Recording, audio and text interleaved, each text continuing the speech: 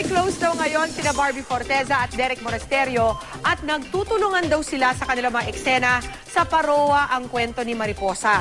Pag wala raw taping ang dalawa, si Derek dinadalaw pa sa bahay si Barbie.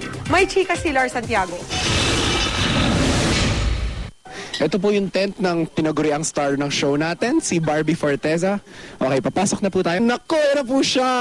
Woo! Pekeng palakpakan. Panay ang kulitan ng magka-love team na sina Barbie Forteza at Derek Monasterio.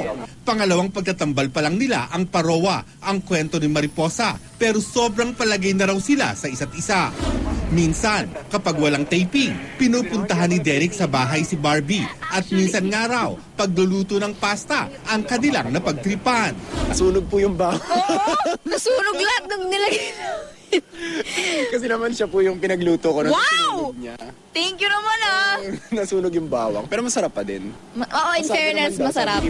Malayo na nga ang narating ng pagkakaibigan ni na Barbie at Derek mula nang una silang magkasama sa Twin Hearts. Ngayon, pati sa mabibigat na mga eksena sa Paroa, lagi silang nagtutulungan.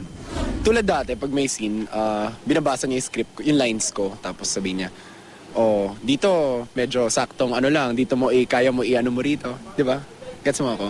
Ayun, dito mo ilagay yung emosyon. Excited sina Barbie at Derek sa magiging development ng karakter nila sa Paroa na talaga raw mahirap palagpasin. Sasaktan siya ni Inigo.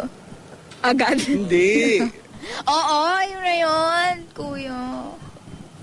Diba sabangan nyo, someday, sasaktan siya ni Inigo. Lars Santiago, updated sa showbiz happening.